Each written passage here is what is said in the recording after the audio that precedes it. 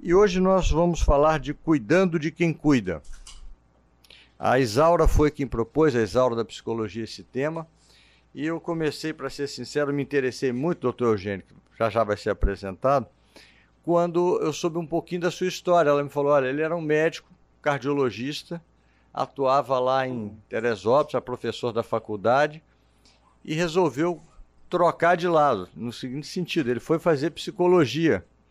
Eu tenho uma adoração pela psicologia também, e ele fez uma formação como mestrado, depois doutorado em psicologia. O doutorado dele foi nessa área, e ele largou a cardiologia. Infelizmente, nesse momento, a cardiologia perdeu e a psicologia ganhou. Ficou muito bem representado. Nós vamos ter como debatedores aqui hoje a psicóloga Luciana Gripe, que está aqui, a Cristina Monte, da nossa consultora de qualidade, e o Tomás, que é o engenheiro do trabalho aqui do hospital, né? E dizer para vocês, eu vou chamar já o nosso diretor médico, doutor Alexandre Siciliano. O doutor Siciliano teve uma passagem na Cleveland Clinic e eu fiquei muito impressionado, que recentemente foi comentado aqui, que 39% dos profissionais de saúde que trabalham e militam na Cleveland Clinic sofrem desse esgotamento profissional de burnout. Eu tenho uma passagem que me marcou muito, de um embaixador que eu tratava na Clínica São Vicente, muito tempo internado, e a sua esposa, a embaixatriz, uma pessoa encantadora, tinha 4 filhos, os filhos sempre querendo ajudar, e tudo, falando, não, quem pariu o Matheus que embale, eu que tenho que ficar com papai, eu que tenho que ficar. E os filhos queriam dormir, queriam ficar, e o embaixador João Hermes, aquela pessoa plácida, calma. Um belo dia eu chego lá para visitá-lo, ele estava dormindo, e a embaixatriz Maria Amélia estava deitadinha, morta. Ela assim, aquele estresse do cuidador que às vezes a gente não se dá conta, até nós como profissionais não sabemos se estamos... Aqui no Rio de Janeiro, o grupo do Américas, lá a Medicina do Trabalho, fez um trabalho muito bacana, e eles estão fazendo um reconhecimento, a psicóloga Marina está à frente desse trabalho também lá, e eles têm notado que os médicos, às vezes assim, têm vergonha de falar que sofrem do burnout. Os enfermeiros são mais honestos, são mais transparentes, eles falam mais. E aí podem ser ajudados, tem uma política, né? Então, quando a gente fala assim, não, aqui nenhum médico tem burnout, nenhum enfermeiro tem, é mentira, a gente tem sim, né? Mas eu não vou me alongar, vou pedir que o nosso diretor, que nos honra com a sua presença, fale algumas palavras, doutor Eugênio, depois o senhor assume aqui o púlpito. Faz favor.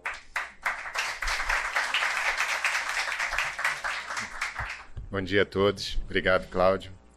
Queria agradecer a presença de vocês, sobretudo, a presença do Dr. Eugênio entre nós.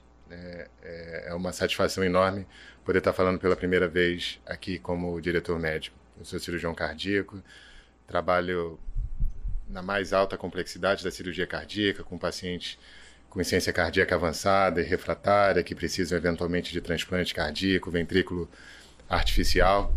E não é incomum, na nossa percepção hoje, no nosso aprendizado, enxergar o grande estresse que os cuidadores desses pacientes que são doentes de longo prazo sofrem, né? E hoje o nosso grupo multidisciplinar desenvolve ações para cuidar dos cuidadores de pacientes que têm insuficiência cardíaca avançada e refratária. Na minha visão, essa visão do cuidado de quem cuida, ela acaba se extrapolando, né? Hoje o IHI, que é o Instituto de Healthcare Improvement, coloca como quarto objetivo, né? Era uma pirâmide de 3 grandes objetivos para melhorar a saúde no mundo, e o quarto objetivo, ele de fato fala especificamente sobre a experiência dos cuidadores, né? O cuidado de quem cuida. Na minha visão, esse deve ser o primeiro objetivo, né? Não existe nenhum cuidado que não se estabeleça da relação entre uma pessoa que precisa e um profissional habilitado para oferecer aquele cuidado, médico ou profissional de saúde em geral, né? E se a gente partir do pressuposto que os indivíduos que se dispõem a exercer a atividade de cuidado, eles o fazem por uma constituição própria de realizar o bem, obviamente esgotando-se toda a questão da sustentabilidade individual, mas a gente não acorda com o objetivo de fazer mal a alguém. Em geral, a gente acorda com o objetivo de fazer bem a alguém. E se eu prover um ambiente adequado, uma situação de execuibilidade da realização do seu trabalho com alguma autonomia, com oportunidade de desenvolvimento próprio e, sobretudo, com um senso de pertencimento e propósito, é muito provável que, a partir dessa experiência, todo o resto aconteça, ou seja, a experiência do paciente se dê da melhor forma possível, os resultados assistenciais e, hoje, muito falado, a sustentabilidade econômica do sistema. Então, eu consigo, na minha análise, entender que a experiência de quem cuida, né, o cuidado de quem cuida, é o primeiro e não o quarto objetivo. E, a partir dele, todos os outros acabam se desenvolvendo. Dessa forma, eu vou convidar o Dr. Eugênio para assumir, agradecer mais uma vez a presença de todos e a oportunidade que o Cláudio me dá de expressar essas palavras. Muito obrigado. Sejam todos bem-vindos, por favor. Bom dia a todos. Em primeiro lugar, eu quero agradecer o Procardíaco e a vocês que propiciaram a gente estar aqui expondo essa nossa experiência. Agradecer também aos debatedores, né, que se dispuseram a ler o nosso livro e sobre ele comentar. E eu queria, de imediato, dizer para vocês por que a gente resolveu escrever esse livro, né, que descreve, a rigor, uma experiência. Pensamos nisso porque, como se falou, quer dizer, a questão do estresse do profissional de saúde e a da sua consequência, que é a síndrome de Burnout, está sendo estudada no mundo inteiro. Né? Quer dizer, há uma quantidade imensa de estudos, de trabalhos, focando esse aspecto do estresse do profissional e da sua consequência, que é o burnout. Mas a maioria, a grande maioria dos trabalhos, pelo menos na minha revisão, fala de fatores de risco e de prevalência. A maioria diz que precisam ações articuladas para contribuir para a redução desse estresse. Só que trabalhos descrevendo essa experiência são poucos ainda. Descrevendo experiências concretas no sentido de apoiar o profissional de saúde na redução do estresse. Então, o objetivo do nosso livro foi descrever essa experiência. E o objetivo da gente estar aqui é submetê-la à reflexão, à discussão, à contestação daquilo que a gente faz, né? Fazemos isso, o título é 10 anos cuidando de quem cuida, o título do livro.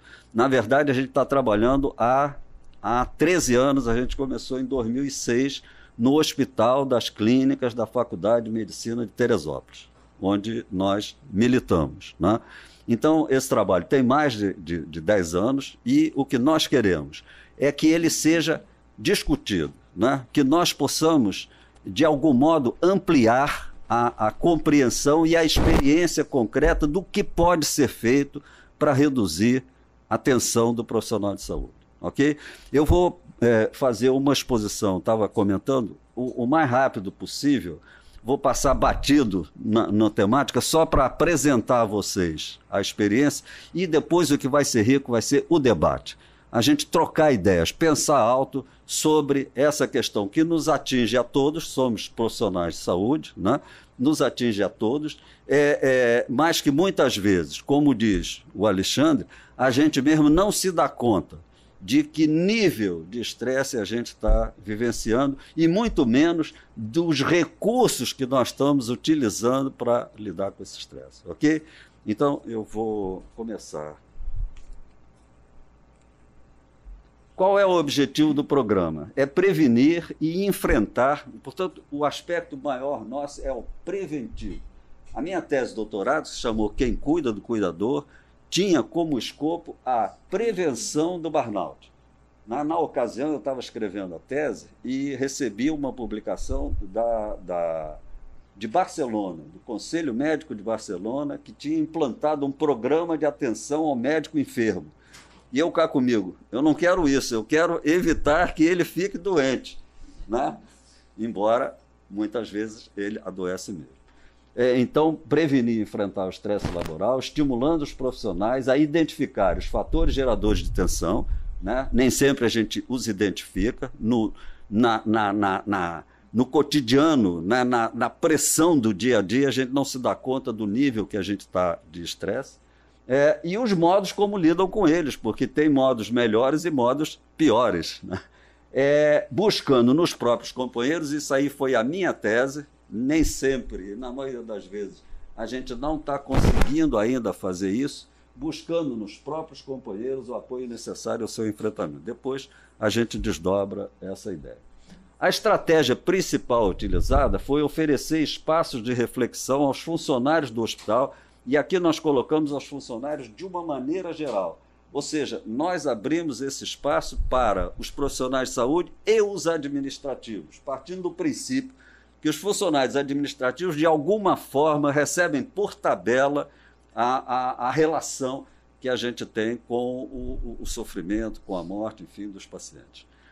Grupo de reflexão com 10 a 15 funcionários, com 1 hora de duração, semanalmente, em horário de expediente. Como foi implantado? Primeiro, obviamente, eu tinha acabado de fazer a tese de doutorado, né? Fiz aqui na PUC, resultou num livro que se chama Quem Cuida do Cuidador, foi editado pela Voz na ocasião. Então procurei o nosso diretor lá do hospital, eu trabalhava lá já como professor há muitos anos e estava começando com a cardiologia, né, e depois passando para a psicologia médica, e perguntei sobre se ele aceitaria, o que ele acharia da ideia de implantar um programa desse, né? E ele disse, bom, eu acho ótimo, porque realmente o nível de estresse é elevado, eu percebo isso, acho que vai ser muito bom. Na ocasião, eu me lembro que disse para ele, olha, mas a gente vai escutar as pessoas. Escutando as pessoas, eles vão trazer coisas que às vezes vão te agradar e às vezes não vão, porque vão trazer problemas de estresse no trabalho, né? Você está pronto para isso? Não, estou pronto. Então vamos lá, vamos em frente. E usamos algumas estratégias de sensibilização para a implantação, fizemos cartazes, mais ou menos com os dizeres, você é um profissional que cuida, quem cuida de você? Botamos isso nos contra-cheques, fizemos cartazes e tal, e também fizemos uma reunião aberta para todos os funcionários do hospital para expor o programa. Bom, outras estratégias utilizadas, como eu digo, eu vou passar batido, depois quem quiser a gente desdobra, grupos de educação permanente, encontros intersetoriais, atividades de integração, observação continuada do dia a dia de alguns serviços e grupos de reflexão sobre a relação com a profissão, médicos e enfermeiros. Depois a gente desdobra no debate. Quais os fatores mais comuns de geração de estresse na população atendida? Aqui já é a nossa experiência, aquilo que a gente ouviu ou vem ouvindo durante esses anos. Primeiro, fatores diretamente relacionados ao trabalho. Quer dizer, o conceito de burnout é estresse no trabalho. A minha visão, e eu acho que é a visão de muitos, é que esse estresse no trabalho não depende só do trabalho, depende de fatores de ordem pessoal e fatores de ordem social, mas o conceito é estresse no trabalho. Então, os fatores diretamente ligados ao trabalho que, na nossa escuta, são sobrecarga de tarefas, talvez o primeiro fator, precariedade de recursos e de espaço físico, muitas vezes, relacionamentos interpessoais conflitivos, acontece muito, baixa remuneração e falta de reconhecimento e valorização profissional. Agora, fatores pessoais que contribuem também para esse estresse, né, são, de ordem pessoal, o perfeccionismo, o negativismo e o comportamento aditivo em relação ao trabalho. São 3 traços de personalidade que acentuam a geração de estresse no trabalho. Não depende diretamente do trabalho, depende de questões de ordem pessoal, mas repercute se o indivíduo tem esse traço de personalidade. E eu venho colocando, porque recentemente também escrevi um livro chamado Em Que Mundo Estamos Vivendo, né, que são os fatores sociais do mundo de hoje. E eu relacionei algumas das questões que, a meu ver, também interferem direta ou indiretamente no trabalho. Primeiro é a aceleração existencial. Nós todos estamos andando apressadamente, né? O ritmo de vida se acelerou muito e a gente tem a sensação que hoje, né, o dia não dá mais para nada, a gente tem muita coisa para fazer. Então, essa aceleração existencial, ela repercute no trabalho também. A gente está trabalhando, mas está acelerado, porque tem muita coisa para fazer dentro e fora do trabalho. a instabilidade financeira e em relação ao trabalho, né? Quer dizer, na verdade, o trabalho formal está terminando, né? Quer dizer, ou diminuindo, pelo menos, né? As oportunidades de trabalho formal, e as pessoas agora vivem muito a instabilidade em relação eu tenho trabalho, não tenho, e é um problema aí no mundo inteiro na questão do desemprego, como o nosso país no momento está vivenciando. A questão da violência, né? A violência direta agora com o profissional de saúde, cada vez mais a gente tem relatos de profissionais de saúde sofrendo violência. Então, as drogas também têm repercussão, e aqui eu coloquei mais pelo problema da droga no próprio profissional de saúde. E a desigualdade social do nosso país naquilo que eu chamei de medicina para pobres e medicina para ricos.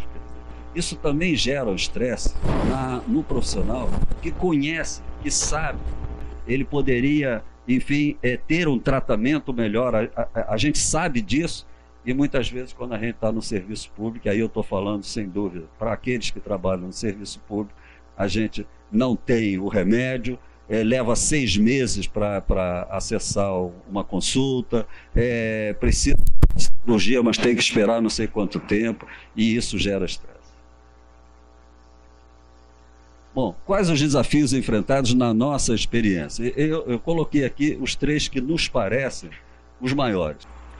Estamos falando de um hospital, quer dizer, há uma complexidade muito grande das pessoas que têm linguagens diferentes. E se a gente falar, por exemplo, nas próprias categorias profissionais, o médico tem uma linguagem, o enfermeiro tem outra, o fisioterapeuta tem outra. Isso parece que não, mas cria dificuldade. O paciente tem uma linguagem, o familiar tem outra, o gestor tem outra. Né? E essas linguagens diferentes geram dificuldade de comunicação. Muitas vezes a gente quer dizer alguma coisa, mas a pessoa não ouve aquilo que a gente quer dizer, e a gente não consegue expressar com clareza. Formas de veicular informações e de seguir critérios é outra dificuldade de comunicação. Parece simples, mas, por exemplo, quando a gente escreve alguma coisa, tem que ter muito cuidado, porque nem sempre o que a gente escreve consegue ter a clareza necessária em termos de comunicação. E um outro aspecto que é fruto também do que a gente ouve são os critérios, né? Quando exatamente faltam critérios, ou seja, um critério está estabelecido, uma norma está estabelecida, mas vale para um, mas não vale para o outro. Isso gera muita dificuldade de comunicação. E, por fim, eu coloco sempre o individualismo atual. Quer dizer, nós estamos vivendo uma época, por várias circunstâncias, eu não vou desdobrar isso, né? Tem um livro escrito Em Que Mundo Estamos Vivendo, em que reflete sobre essa história, mas a gente está muito individualista, e individualista no sentido de uma certa ou grande intolerância em relação ao outro. É tudo o meu pensamento, o meu desejo, o meu querer, e o outro passa a ser, no mínimo, um empecilho, uma dificuldade, ou até um inimigo, um obstáculo para as minhas realizações pessoais. E para que essa gestão compartilhada aconteça, a primeira coisa é ver clima de coesão. Ou seja, quase que uma antítese, um oposto ao que eu falei do individualismo. É a gente se sentir mutuamente solidários, a gente se sentir ligados uns aos outros, a gente ter preocupação um com o outro. Isso é o que eu chamo de clima de coesão. Né? Para que haja uma gestão compartilhada, eu preciso de alguma forma ver o outro como alguém que merece a minha atenção, a minha consideração, o meu cuidado. Te cuida. Né? A transparência também é importante, quer dizer, a gente não consegue ter gestão compartilhada se não for franco, se não for sincero, embora não exista franqueza absoluta, pelo menos na minha visão, mas a gente precisa ser mais franco, dizer mais claramente o que a gente diz. Agora, o que a gente diz pode ser dito com doçura, não precisa ser dito com agressividade. E a autonomia, eu acho que Alexandre falou de autonomia, né? A autonomia é definida claramente, nenhum de nós é absolutamente autônomo, mas também se a gente não se sentir com o mínimo de autonomia, a gente fica muito restrito na nossa realização profissional, pessoal, etc. E o resultado é o comprometimento. A adesão aos grupos é um grande problema que a gente enfrenta lá, e o primeiro é por causa da sobrecarga de trabalho, né? Quer dizer, o profissional ele tem, como eu disse, o horário autorizado pela direção do hospital para estar na reunião, né, no horário de expediente, mas ele não consegue sair porque está envolvido com atividades e tal. Esse é um problema. O segundo grande é o desânimo pela recorrência de questões não resolvidas. Quer dizer, o nosso hospital, a instituição é uma instituição privada que tem convênio com o setor público, né, presta 80% do atendimento ao SUS, né? Então tem uma série de dificuldades de gestão, etc. E muitas questões, como eu falei ao diretor do hospital lá no início, são trazidas, mas não têm uma resolução imediata, né? Elas ficam recorrentes. E aí começa a ter um esvaziamento, uma exaustão dessa fala, porque as questões não são equacionadas. E, finalmente, também, com uma adesão ao grupo, os conflitos interpessoais, as pessoas brigam umas com as outras, então não vou mais naquele grupo, não sei o quê, e não aparece. Bom, quais os nossos resultados? É claro que o nosso objetivo é a redução do estresse laboral e, se possível, preventivamente. O primeiro que a gente observa é a catarse, né? Gente, é impressionante como nós, seres humanos, precisamos ser ouvidos. Quer dizer, é uma questão básica, né? Todo ser humano, ele pode até dizer que não, mas todo ser humano necessita ser reconhecido, ser ouvido, ser olhado, ser visto, ser acolhido, né? Essa é uma necessidade básica. Então, quando a gente oferece um grupo para vir e trazer as suas questões de tensão no trabalho e a gente estimula que eles se expressem de maneira franca, etc., isso logo se faz uma catarse, é um alívio de poder falar de questões que eu não consigo falar disso nunca. E nas reuniões formais, então, nem se fala. A segunda são mudanças pessoais no autocuidado, é uma questão que a gente está, inclusive, querendo ver se estimula mais a questão do autocuidado. É claro que o foco é o estresse no trabalho, mas eu já falei que cada um de nós tem questões de ordem pessoal e precisa trabalhar isso. Mudanças na relação com os pares seria o nosso objetivo maior, fazer com que as equipes funcionassem mais como equipes propriamente, um ajudando o outro, e aí eu estou falando das várias categorias profissionais e dos administrativos, todo mundo chegando junto. Isso é talvez um delírio meu, enfim, mas é um objetivo. E algumas mudanças na organização do trabalho também a gente tem obtido, porque a gente tem contato direto com a direção do hospital. Quer dizer, a gente não faz trabalho de levar aquilo que é trazido nos grupos, essa não é a nossa competência, né? Mas a gente faz os relatórios e eles colhem os relatórios e analisam e procuram equacionar. Tudo isso, então, que nós estamos colocando é dado de observação daquilo que a gente ouve, e todo ano a gente faz uma avaliação escrita de todos que participam do programa, e então essas questões são mencionadas. E para vocês terem uma ideia, 90% manifestam satisfação com o programa e desejo de continuar participando. Agora, quais as nossas limitações? Uma equipe pequena, né? Nós somos 3, eu, a Lúcia e a Carla, e a Regina trabalha numa outra atividade que a gente faz, que tem um capítulo no livro, que é uma clínica de insuficiência cardíaca que a gente tem lá em Teresópolis também, que foi o Volney que lançou essa clínica, né? Eu faço parte dela desde o início, né? E então a Regina é aquela que faz grupos com os pacientes e com os cuidadores dos pacientes com insuficiência cardíaca, né? A nossa equipe, portanto, é essa. Eu considero uma equipe pequena, o hospital tem 600 funcionários e a gente tem, somando a carga horária de nós todos, dá um pouco mais de 40 horas, né? Então, a carga horária pequena, a gente tem que se desdobrar. A outra é a falta de dados estatísticos. Eu não sei como é aqui, talvez vocês tenham um acesso melhor, mas dados estatísticos é importante para a gente poder ter um pouco mais de objetividade, de consistência. E eu não tenho esses dados relativos à rotatividade, licenças médicas e absenteísmo, o que favoreceria que a gente fizesse um trabalho mais focado, né? A gente faz um trabalho aberto e poderíamos fazer um trabalho mais focado, inclusive com um impacto melhor avaliado em relação ao resultado. E a gente não tem ainda uma sala própria, né, que permitisse abordagens mais individualizadas. A gente utiliza as salas que estão disponíveis, a gente considera isso que são limitações. Mas são limitações, mas não são impedimentos absolutos. A gente está lá, está trabalhando e já temos 13 anos aí. Agora, quais as perspectivas futuras? Primeiro, ampliar o trabalho com as equipes. Nós, até há 2 anos atrás, trabalhávamos por categoria profissional. E de 1 ano e meio para cá, a gente está trabalhando com as equipes, ou seja, serviço de clínica médica, serviço de pediatria, CTI, tá entendendo? E ali a gente procura reunir os vários profissionais envolvidos com aquele serviço, inclusive os administrativos. Estamos fazendo há 1 ano e meio. Consolidar o aspecto preventivo do programa. A gente nunca teve a ideia de ser um trabalho curativo, mas sim preventivo. Não só através do trabalho com as equipes, mas também ações de estímulo ao autocuidado. A gente vem observando, com o passar do tempo, que a gente tem que trabalhar mais individualmente algumas pessoas. Todo o nosso trabalho tem sido feito em grupo e a gente sente a necessidade de fazer abordagens mais individuais.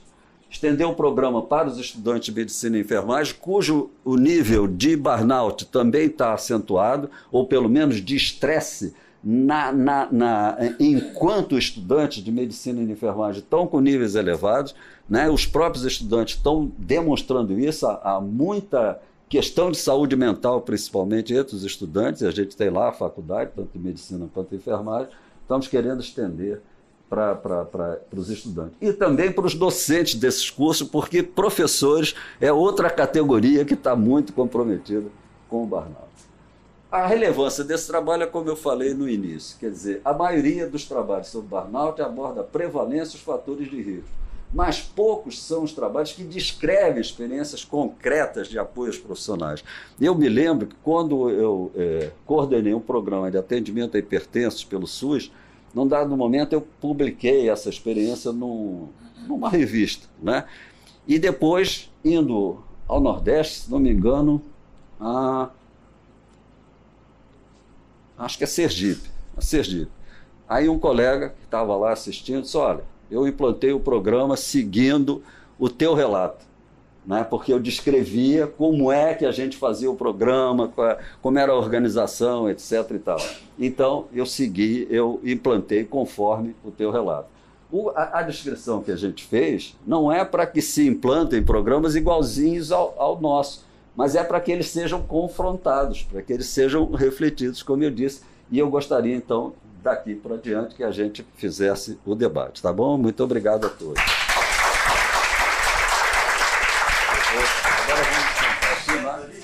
Bom dia a todos. Muito esclarecedora essa palestra. Muito obrigada pela sua presença, professor. Realmente, esse é um tema que nós da equipe de psicologia aqui do Procardíaco nos interessamos demais. Não foi à toa que convidamos o doutor Eugênio para estar conosco na nossa jornada de psicologia mês que vem, né, dia 22 de agosto, exato. Eu li o livro do senhor, né, e um conceito que me chamou muita atenção, né, foi o conceito criado por Winnicott, que é o holding, que o senhor traz no seu livro, e me faz pensar muito sobre esse cuidado materno inicial, né, em que o bebê muitas vezes chora diante de uma ameaça, né, e esse bebê tem ali o suporte materno, todo esse acolhimento, né, para que possa, então, se desenvolver. E assim somos nós, profissionais de saúde, né, que oferecemos esses cuidados, né, aos nossos pacientes e precisamos ter tido esse cuidado materno para que, então, possamos oferecer esse cuidado, né? Um conceito que o senhor iniciou falando sobre prevenção. Isso me fez pensar muito sobre a forma com que lidamos com as nossas limitações, né? Muitas vezes não conseguimos criar as nossas barreiras, né? E entender e respeitar os nossos limites e assim nos prevenirmos para que não possamos chegar ao nível extremo do burnout, né? Do adoecimento. Precisamos realmente focar nessa prevenção, entender quais são os nossos pontos que precisamos desenvolver, né? Precisamos entender que precisamos e merecemos sim esse autocuidado, né? Esse olhar diferenciado do outro também para nós, né? E trazendo um pouco a questão do cuidador no sentido de familiares, né, que estão aqui hoje cuidando dos seus amados, né, muitas vezes essas pessoas não tiveram um preparo para cuidar, né, e estão agora se vendo numa posição de cuidadores, né, e todo o amor e o olhar que eles depositam frente a esses pacientes. Né? Precisamos cuidar muito desses familiares também, enquanto estão aqui no nosso hospital. Né? Isso é algo que precisamos reforçar, né? A importância desse olhar da equipe também, não só apenas os pacientes, mas esses familiares e cuidadores que estão disponibilizando o tempo deles aqui para cuidar dos seus entes queridos. A equipe de saúde, né? Obviamente, precisamos ter um olhar diferenciado. E algo que eu gostaria de acrescentar são os pacientes. Né? A gente, às vezes, aqui no hospital, a gente vê pacientes que sempre executaram, né, uma função de cuidadores das suas famílias e que, por um adoecimento, se veem num lugar diferente que eles estão acostumados. Né? Me veio até um caso de um paciente que eu estou atendendo que...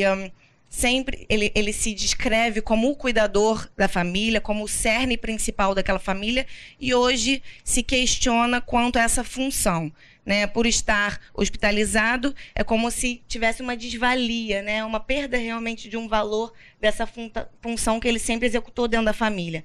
Então, ele traz um relato de inutilidade, de muitas vezes perceber que ele está dando trabalho à família, né, a esposa, os filhos, que acabam deixando seus trabalhos para, então, oferecer esses cuidados a ele. Né, e a forma com que esse cuidador, né, que sempre teve esse cargo de cuidador da família, se vê nesse momento de hospitalização, né, contribui muito, inclusive, à conduta clínica dele. Né, porque ele, de alguma forma, tem uma dificuldade de aceitação com a conduta do médico assistente, questiona, né, algumas condutas, porque ele não consegue se colocar nesse lugar de ser cuidado, né?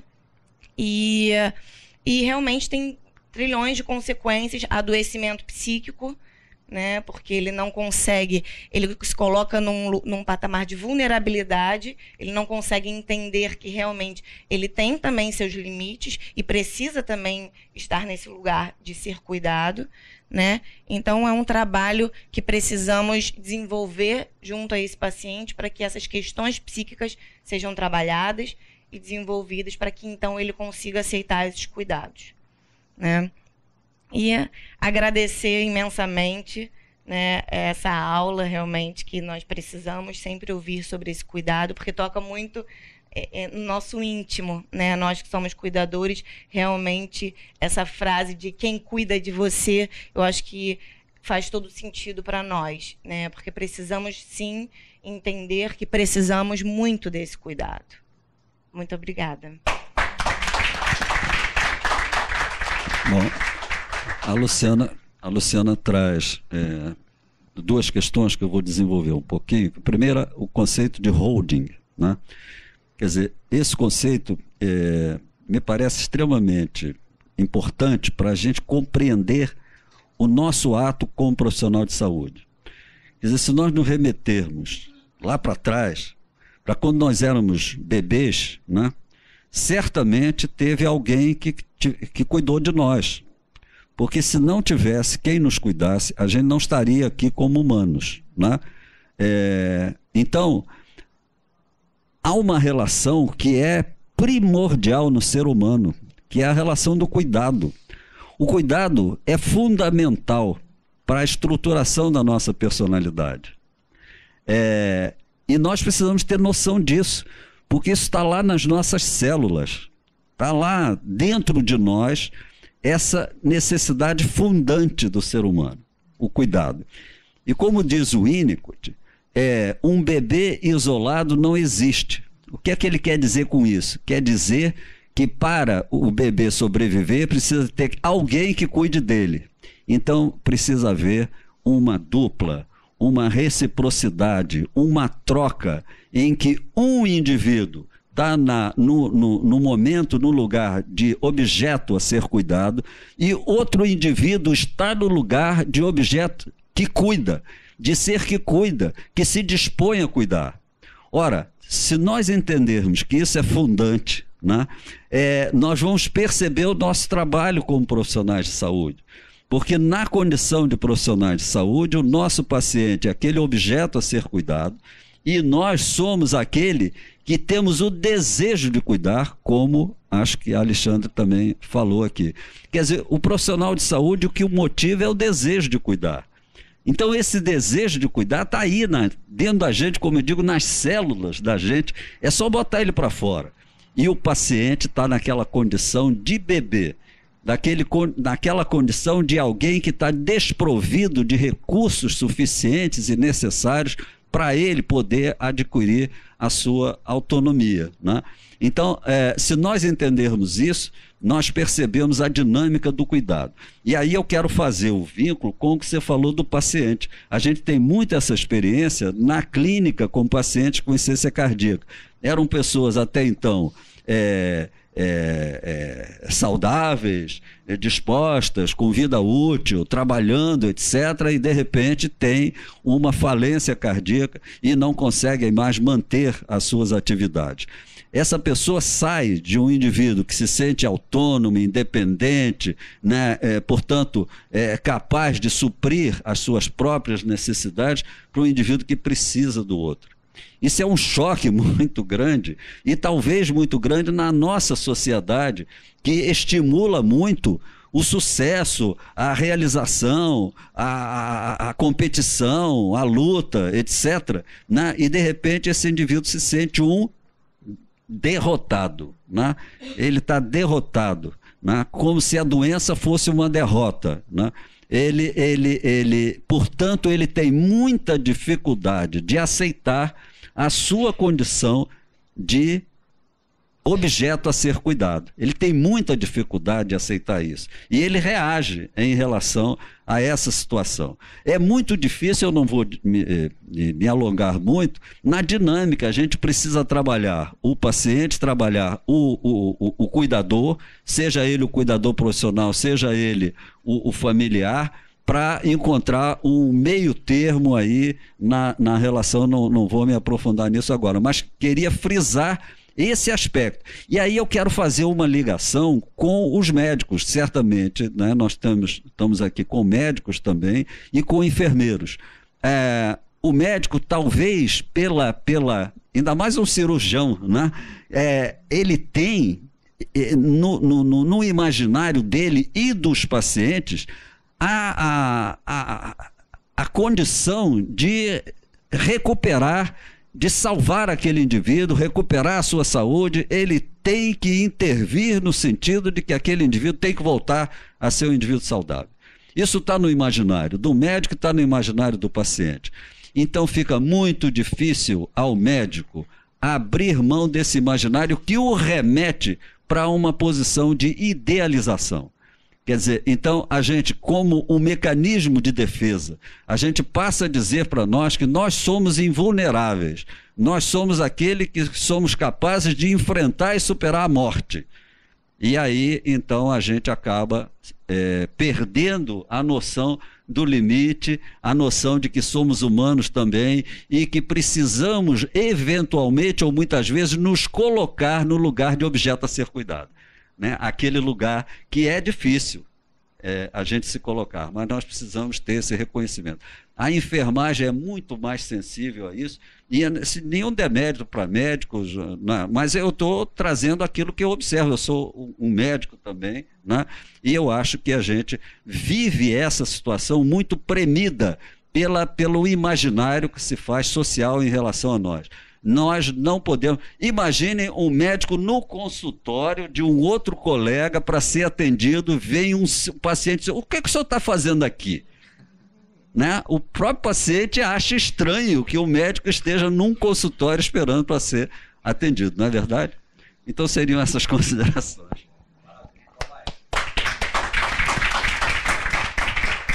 Primeiramente, eu gostaria de agradecer o convite do pessoal de psicologia, Pra gente é uma grande honra, a gente de IHS, a gente é de segurança do trabalho, e fazer parte, né? Eu me sinto aqui como aqueles peixinhos que comem os bichinhos do tubarão, né? Que vai correndo ali, bem pequenininho, no meio de um monte de tubarão, mas contribuindo, né?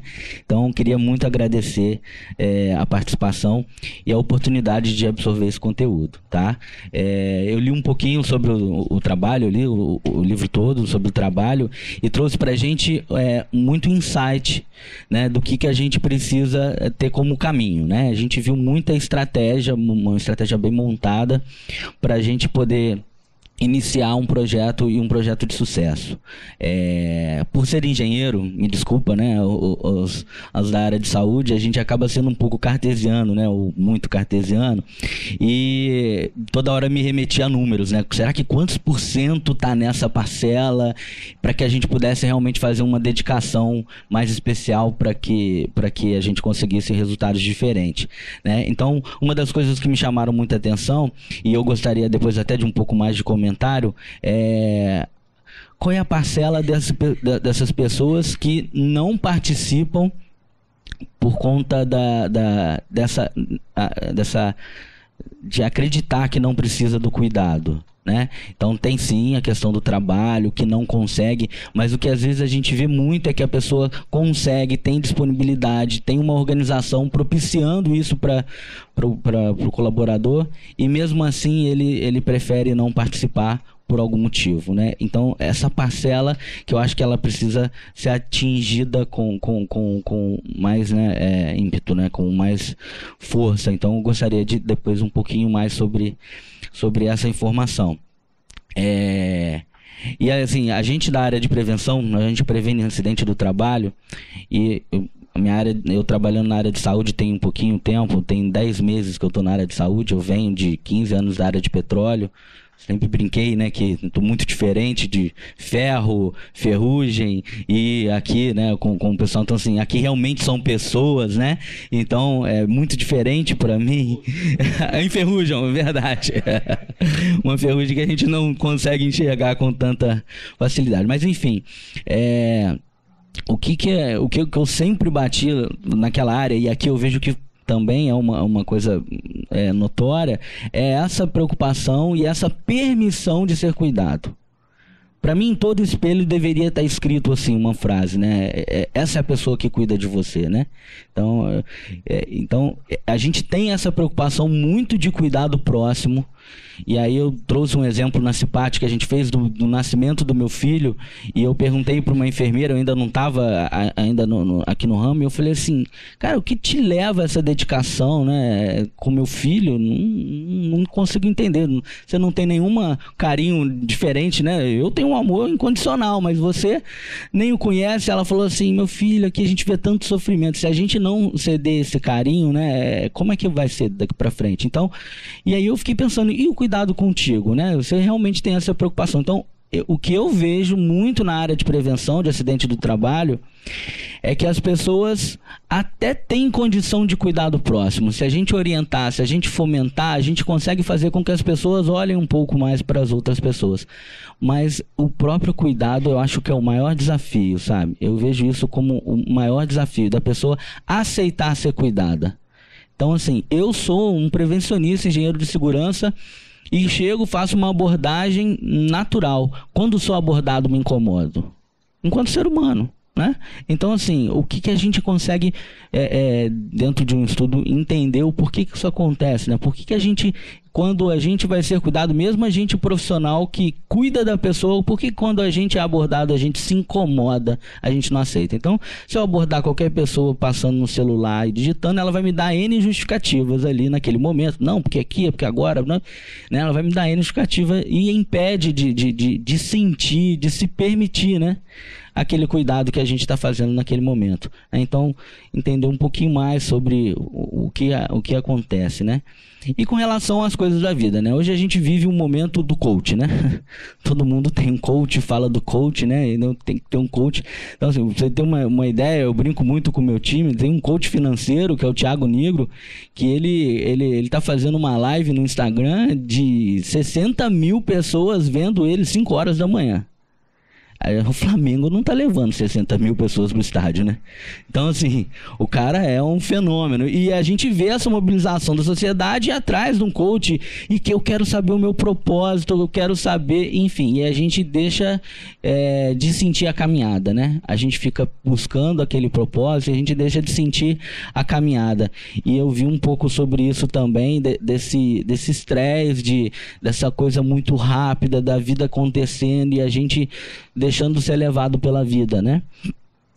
Então uma preocupação muito grande que a gente tem é da gente realmente dar direção para essas pessoas, né? Eu estava vendo uma palestra no TED e aí o palestrante falava que o sucesso está na palma das nossas mãos, né? E ele fala que se você for uma pessoa positiva, né? Então esse é um sinal de positivo, né? Se você for uma pessoa positiva, se você souber a direção, né? Se você... É um dedo, tá, gente? Não entendam mal. Se você tiver atitude, né? Se você tiver valores, é o dedinho da aliança, né? Se você tiver valores bem definidos e tiver atento ao detalhe, né? O sucesso está na palma da sua mão, né? Então, assim, como que a gente consegue fazer isso, chegar nas pessoas de uma forma que realmente atinge e a pessoa realmente aceite ser cuidada? Esse é o maior desafio. Fazer com que as pessoas se permitam ser cuidadas. A gente até consegue cuidar do próximo, mas se permitir ser cuidado, acho que é o nosso maior desafio. Obrigado.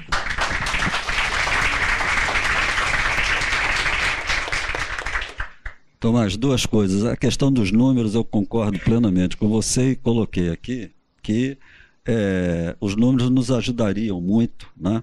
Então, a focar mais o nosso trabalho, né? Aí, portanto, levantar, por exemplo, a rotatividade, né, que tem a instituição, levantar o número de licenças médicas, levantar o número de faltas ao trabalho. Isso ajudaria a gente a focar, por exemplo, em um determinado setor em que há uma incidência maior desses fatos. Vamos trabalhar esse setor mais especificamente. Então, o número eu acho que realmente faz falta. Agora, em termos gerais, o que a gente observa, né, você diz, mas quais são aqueles que não aceitam? Há dois tipos de pessoas que não se colocam, não vêm aos grupos. Um é por sobrecarga de tarefa, né, e não conseguem abrir mão naquele momento em função da sobrecarga de tarefa. O segundo, na nossa experiência, é o grupo de médicos.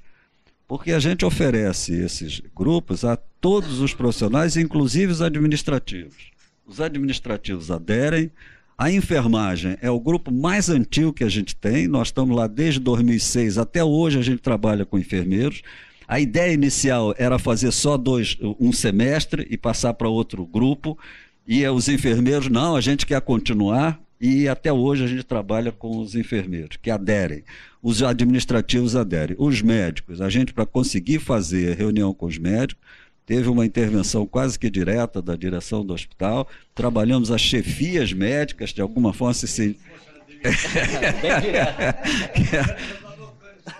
que eram obrigados aí e tal. E depois de 1 ano e pouco, esse trabalho também parou, porque a gente vem pretendendo, até hoje, embora isso seja uma grande discussão, se o acesso a essas reuniões é livre ou obrigatório. A nossa tese, em princípio, é que deveria ser livre, mas se for assim, os médicos, por exemplo, não aderem. Então, a população que menos adere é dos médicos. Bom, e ligando essa outra questão de por que as pessoas não se cuidam, aí não são só os médicos, obviamente não são, né, que a gente vê na nossa vida profissional, inclusive, as pessoas que não se cuidam, sabem que tem uma afecção, etc. É muito difícil, são questões muito subjetivas e tal. A tese que eu venho defendendo ultimamente, eu acho que de alguma forma você tocou, é a fantasia que a gente faz de invulnerabilidade, né? Talvez estimulado pelo mundo de hoje, não sei, isso são ilações, né? Não tem nenhuma possibilidade de afirmar isso, são ilações, mas ilações, é como eu digo, o ar está aqui, a gente não vê, mas sente o ar, né? Então a subjetividade é isso, a subjetividade está dentro de nós, mas ela é difícil de ser palpada, né? Então quando a gente tem a fantasia da invulnerabilidade, como é que a gente vai se colocar no lugar de ser cuidado? Isso é uma contradição, né? Eu não tenho que ser cuidado, né? Então, quando essa fantasia é muito forte, a pessoa nega inconscientemente. Não é que ela faça isso deliberadamente, mas inconscientemente ela nega. Então, ela está negando é o quê? A percepção da finitude, a percepção do limite, como a Luciana falou. Quer dizer, o que mais nos angustia é a morte, né? E o profissional de saúde, em última análise, é um enfrentador da morte. Uma morte que virá, inevitavelmente, para nós todos. Mas quem é que aceita isso com tranquilidade? Nenhum de nós, né? Então, eu acho que a dificuldade de lidar com a finitude, de aceitar o próprio limite, isso eu não sei como se faz. Não é? Porque vem a pergunta, e aí, como é que a gente faz? Não sei. Algumas pessoas têm isso, sei lá, nascem com isso, aceitam bem o seu limite, né, e tal. Outros não.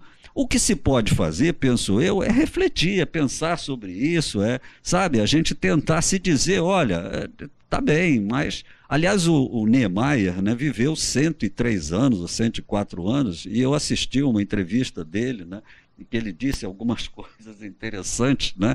Quer dizer, uma das coisas que ele disse é o seguinte: a gente vem, conta uma historinha e vai. A gente vem, conta uma historinha e vai.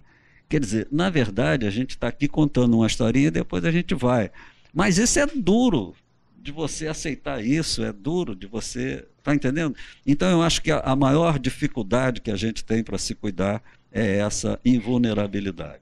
Porque o oposto é você estar dependente, você precisar do outro. Isso te humilha, isso te faz constrangido, te faz menor, né? Não deveria, mas faz, né?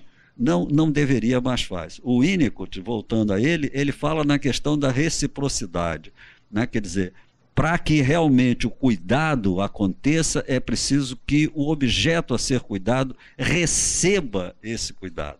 Ele precisa estar aberto ao cuidado. E a gente ouve às vezes, mas eu faço tudo por ele ou por ela, e ele não aceita, não reconhece. Isso é verdade, porque a pessoa não está aberta ao cuidado.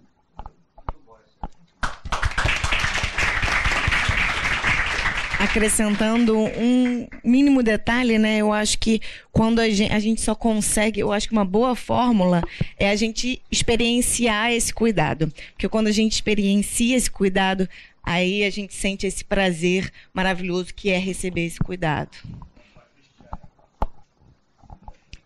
Bom, mais uma vez é uma honra estar aqui, realmente. Como o Tomás falou, eu li o livro e realmente ele é todo metódico e a metodologia de implantação do seu projeto é fantástico. Parabéns, primeiramente. E eu queria trazer com outra óptica, que é a da qualidade. De uma forma agora de um pouquinho mais de gestão. E a gente tem de forma bem embrionária, que é só um grupo, um pequeno pensar, de forma multiprofissional, de trazer um projeto de cuidar de quem cuida. E o nome do grupo, antes de eu chegar a ganhar da psicologia esse livro, é Cuidar de Quem Cuida. Foi o nome que a gente deu para esse grupo. E a nossa ideia é justamente trazer esse olhar para o nosso cliente interno. Mas o cliente interno como nossos colaboradores administrativos, assistenciais, mas como qualificação, saúde, retenção de talento e cuidar deles. Como pequenos projetos, pequenas ações, pequenos valores, trazer eles de volta ao gostar de estar conosco. E eu queria trazer uma das minhas perguntas, né, porque não trouxe aqui nesse projeto, como que nesse projeto você percebeu isso junto com o seu gestor lá, com a direção, na implantação. E no prevenir, você fala muito no prevenir no início do livro, como que você atuou no prevenir, que eu acho que é a chave da gente virar, no prevenir. Né? Como que a gente pode prevenir o burnout, como que a gente pode prevenir e olhar isso antes que a gente chegue no extremo, né? e olhar o cliente como um macro, não só como o cuidador, mas na retenção desse talento, olhar ele dessa forma como um cliente interno mesmo, não só olhar o cliente externo que a gente está recebendo para tratar, mas como o cliente externo que nos traz dinheiro também. Se você teve essa percepção, porque muito foi falado, eu quero também deixar um espaço de tempo para vocês também fazerem perguntas, e eu queria só trazer essas duas questões para você, por favor. Bom, essa questão da relação, da gestão, vamos dizer assim, né? Eu tenho alguns princípios, né, que às vezes eu acho que são delirantes, tá? Mas eu os tenho. Um dos princípios é de que a gente pode fazer as coisas de forma mais articulada, mais entrosada, mais cooperativa, né? Então, por exemplo, para colocar em termos gerais, a gente tem o desenvolvimento material, né? Mas por que não pode ter o desenvolvimento humano associado? Associado, ligado. Não precisa ser, falávamos disso antes, não precisa ser excludente, né? O somático e o psicossomático, né? Eu uma vez fiz uma apresentação no Congresso de Cardiologia, a minha palestra foi do somático ao psicossomático, era falar da minha experiência. Saí da cardiologia e fui para a psicologia. Mas o somático e o psicossomático não precisam estar excludentes, né? O médico que cuida do corpo não precisa deixar de cuidar da alma, e vice-versa, né? Então, esse princípio da possibilidade de a gente associar as coisas, ele é difícil na prática, mas ele não é impossível, né? Bom, então, em relação à gestão, né? Quer dizer, como a gente precisa fazer, quer dizer, qual é a nossa experiência lá? Desde o início, nós procuramos trabalhar junto com a gestão do hospital, com a direção do hospital. E como eu relatei, a primeira coisa foi perguntar: a gente pode fazer isso? A gente tem a possibilidade de fazer isso, né? Não, pode fazer e tal. Mas olha aí, mas a gente vai ouvir as pessoas. E ouvindo as pessoas, elas vão trazer situações que às vezes nos causam embaraço. Bom, vamos fazer esse corte, né? Ouvir as pessoas, e as pessoas trazem questões que nos causam embaraço. Você diz, como prevenir? A estratégia que a gente propôs, e continua propondo, e continua sendo o nosso carro-chefe, é os chamados grupos de reflexão sobre estresse no trabalho.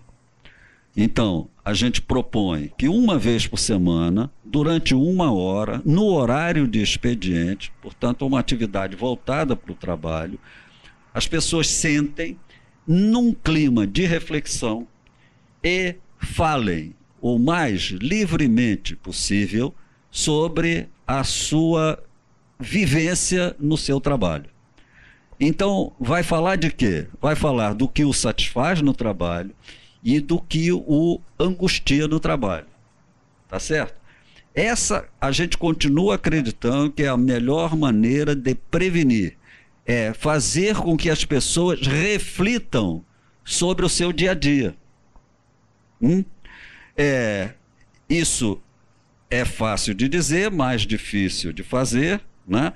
Porque muitas vezes, e a primeira condição é que a pessoa venha ao grupo. É a primeira condição. Se a pessoa não vem ao grupo, como é que eu vou poder propiciar que ele faça uma reflexão? Agora, se ele vier ao grupo, e aí compete ao coordenador, geralmente, no nosso grupo são todos psicólogos, né? É criar uma ambiência que as pessoas possam se sentir à vontade para falar. Outro problema. Sabe por quê? Porque a gente fala alguma coisa que está sentindo, o outro vem e retruca, e às vezes retruca agressivamente, não aceita aquilo que o outro diz, e isso cria um embaraço, uma dificuldade, porque se você não consegue falar o que você quer dizer, a reunião passa a ser uma coisa velada, não é verdade? Então, a gente tem que trabalhar para que, no grupo, as pessoas aceitem o contraditório, aceitem o diferente, aceitem que outra pessoa pode ter um ponto de vista completamente diferente. Isso não quer dizer que você tem até que concordar, não. Aceitar é diferente do que concordar, né? Mas eu preciso aceitar, eu preciso ouvir essa pessoa, acolher o que ela diz, embora ela seja de um ponto de vista completamente diverso do meu. Esse é um problema que a gente está vivendo na sociedade de hoje, no Brasil, em que está uma intolerância, sobretudo política, muito grande. Se o sujeito é de um lado, o outro é inimigo, né? Isso não leva a nada. Então, compete ao coordenador tentar trabalhar para que isso melhore, para que a gente consiga falar de uma maneira mais franca e tal. Aí vem a questão da gestão. Ele é funcionário do hospital, né? Então, será que eu posso falar de um problema que eu acho que a direção está conduzindo mal? Então, se ele não falar, o problema não é identificado. Mais uma vez, precisa haver reciprocidade. Ou seja, se ele falar, a direção do hospital não pode sair com um machado na mão para abater aquele sujeito. Ele tem que considerar, tem que ouvir. Isso não é fácil também. Estão entendendo? Mas, no meu delírio, o caminho que a gente tem é esse, né? Quer dizer, por isso eu falei em gestão compartilhada. E a gestão compartilhada que eu falei, está aí no livro, não é só para a direção maior, é para todos os setores intermediários. Qualquer pessoa que lidere um grupo, seja de 3 ou 4 pessoas, é um gestor, na minha concepção. Então, ele deve praticar a gestão compartilhada. Ou seja, o que você acha disso? Qual é a tua opinião? Então, você tem uma pessoa que varre o chão da tua sala. Você pode ouvi-la, para ela dar a opinião dela. Ela tem possibilidade de dizer isso. Se ela vai dizer abobrinha ou não, é outra coisa. Às vezes, não, né? Enfim, então, esse exercício faria com que as pessoas ficassem mais à vontade para identificar os problemas, para proporem soluções e se conciliaria o desenvolvimento material, que é indispensável. Por exemplo, nenhum de nós, até da nossa vida privada, a gente não quer gastar mais do que ganha, né? A gente precisa ganhar mais do que gasta, porque senão, como é que a gente se sustenta? Uma instituição, uma empresa também. Mas isso não é impossível de fazer, né? Desde que as pessoas pudessem ter um comprometimento maior. Mas essa é uma tese polêmica, é uma tese que não é majoritária no momento, pelo contrário, ela é minoritária, porque no momento a tese é de coisas mais objetivas, mais concretas, mais diretas e tal. Mas, enfim, eu estou aqui porque vocês me permitiram falar essas coisas com liberdade. Agora, assim, muito bom. Nós temos aqui várias cabeças pensantes. Quem quiser fazer pergunta, levanta a mão, nós vamos levar o microfone. A pergunta, por favor, que seja rápida, e a resposta de vocês também, quem quiser falar, qualquer um dos 4 mais rápido, para que a gente possa dar chance a todo mundo de participar. Embora a palestra tenha sido bastante focada no ramo profissional, eu tenho 2 problemas que eu gostaria de expor para vocês, para me darem talvez uma pequena orientação do que fazer. O primeiro trata-se da minha irmã, que mora em Santos, é viúva, tem um filho único que vive aqui no Rio de Janeiro. Ela está com Alzheimer. A solução que o meu sobrinho encontrou para ela foi transformar a antiga empregada doméstica dela, que trabalhava há muitos anos e que se dava muito bem, deu um rápido cursinho para ela, para que ela se torne acompanhante da minha irmã. Isso me deixa muito preocupado. E o segundo, é uma grande amiga minha, que mora aqui no Rio, minha vizinha, que ela está entrando violentamente no Alzheimer, mas ela não aceita. Ela diz que não, que eu sou um doido, que ela é esquecimento normal, que isso não tem nada a ver. E os 2 filhos, um de 35 e a outra de 40, absolutamente não tomam conhecimento do problema da mãe. E eu, não sei se idiotamente ou não, fico muito preocupado com essas 2 situações. O que eu poderia fazer? Excelente pergunta. Eu só vou permitir à mesa que a Luciana Lima, nossa chefe de enfermagem, lida muito com isso no dia a dia aqui. Faça um comentário, Luciano. Será que esse acompanhante tem noção? Como é que se prepara para se virar um cuidador? Depois a mesa comenta. Bom dia a todos. Obrigada, doutor Cláudio. Se preparar para ser um cuidador não é fácil.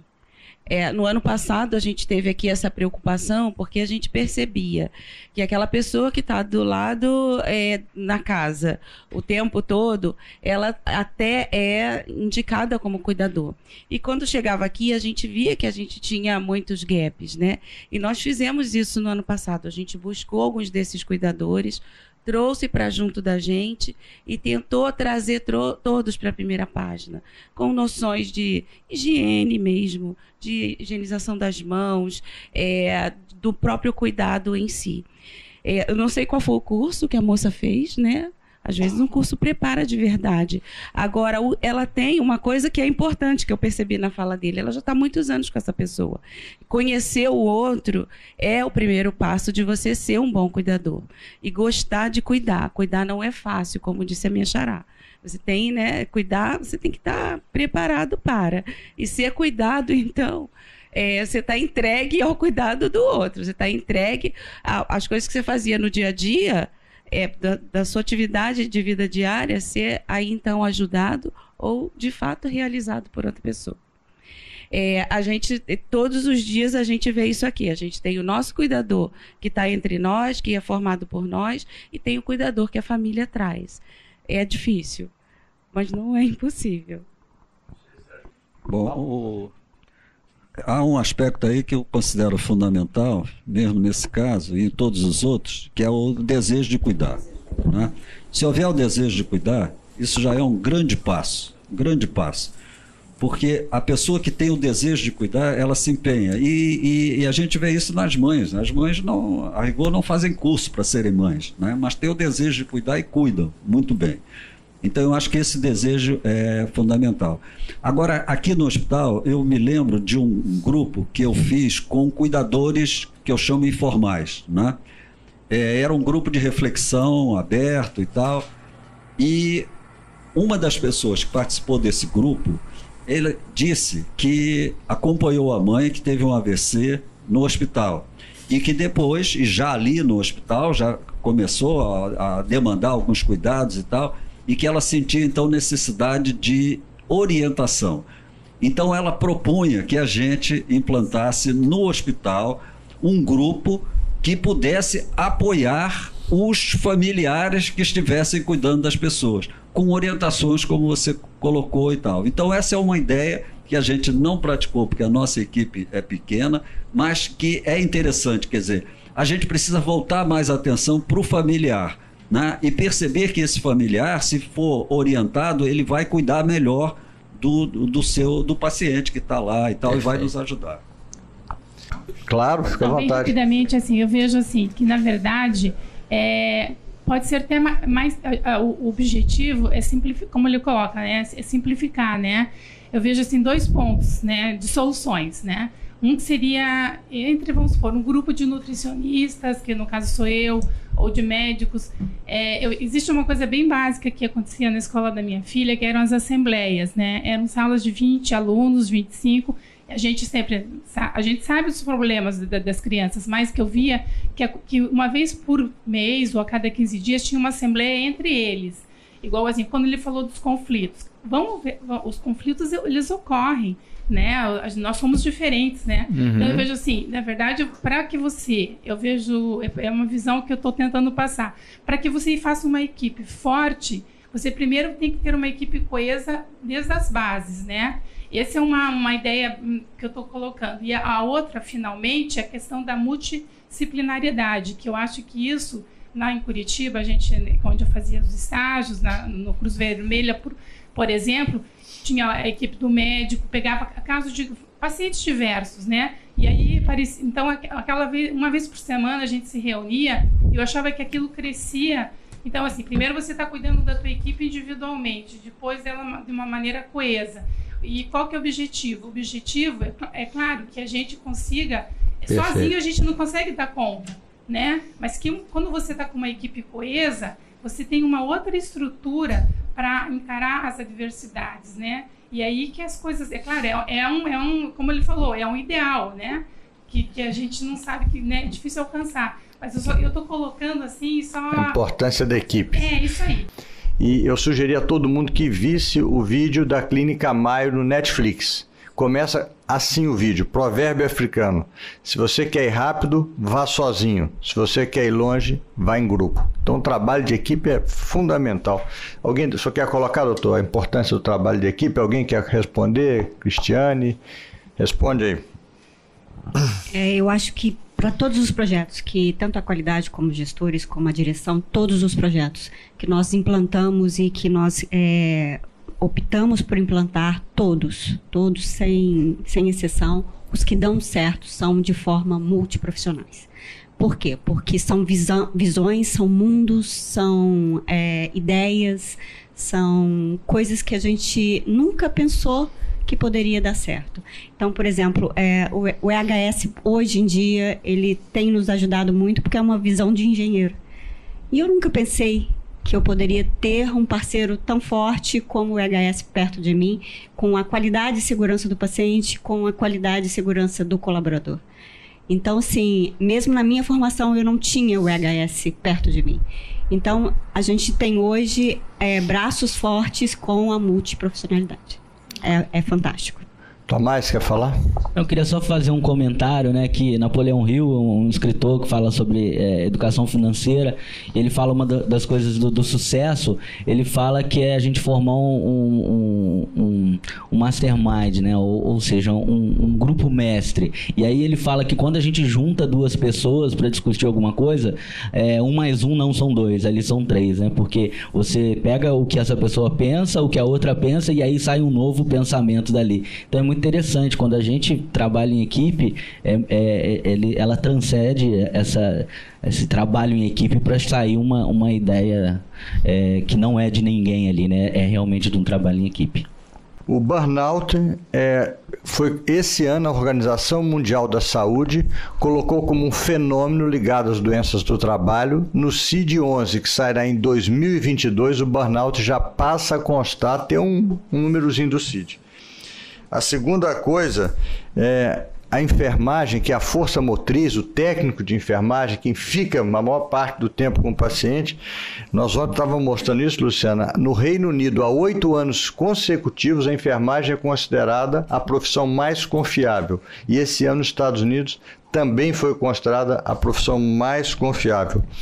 Dentro do que o senhor falou desse sentido da negação que o Tomás colocou, uma vez eu vi um psicólogo falando o seguinte: o profissional de saúde, o médico, tem esse sentido da negação dentro dele, muitas vezes porque não é só o medo de enfrentar a morte, da finitude. Nós discutimos recentemente a finitude aqui, é porque ele usa essa carapaça. O médico é Deus, é arrogante, é prepotente, ele é impotente.